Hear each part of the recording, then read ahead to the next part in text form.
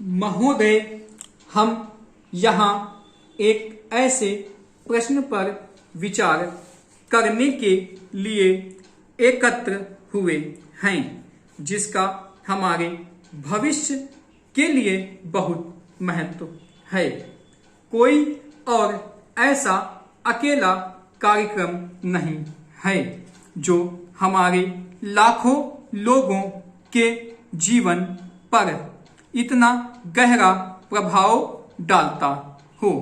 भूमि सुधार में लोगों के जीवन को बदलने की जो क्षमता है, उनकी प्रसुप्त शक्तियों को उगाने और सक्रिय बनाने की जैसी प्रेरणा है, जिसके फलस्वरूप उन्हें न केवल अपने तथा अपने बच्चों के आर्थिक भविष्य की आशा बंधती है तथा अपने आप पर भरोसा होता है।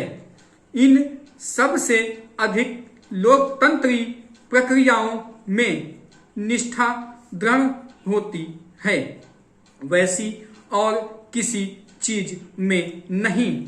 हम जिस सच्चाई और तेजी से भूमि सुधारों को लागू करेंगे, उस पर यह निर्भर करेगा कि हमारे आर्थिक विकास की गति कुल मिलाकर कितनी अच्छी होगी।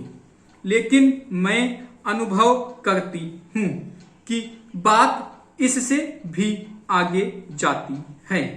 यह हमारी बात इस बात की अग्नि परीक्षा भी है कि हमारी राजनैतिक व्यवस्था कहाँ तक न्यायपूर्ण है।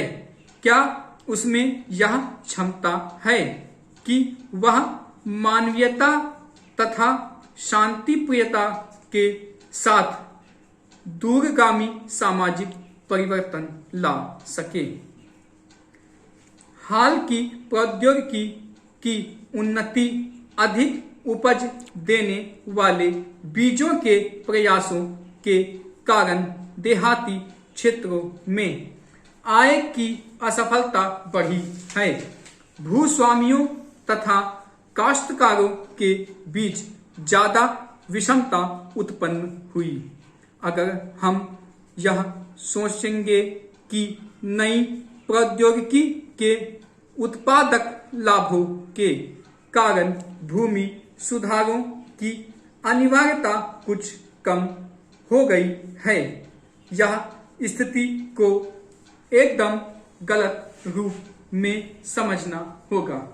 कृषि मंत्री ने मुख्यमंत्रियों को भेजे गए मेरे जिस पत्र का संकेत किया है, उस पे मैंने कहा कि किस प्रकार छोटे किसान और शुष्क भूमि पर खेती करने वाले लोग, काश्तकार और भूमिहीन खेतीहर मजदूर पीछे छोड़ दिए गए हैं। अधिकांश समस्याओं का उल्लेख किया जा चुका है, लेकिन मैं सोचती हूँ मुझे उनको फिर रख देना चाहिए।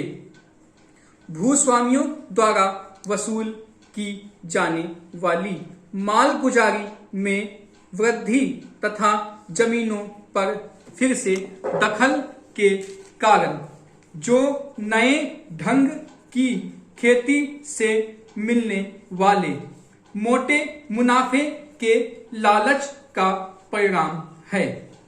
अनुत्पादक काश्तकारों और बटाईदारों की स्थिति पहले से ज्यादा खराब हो गई है।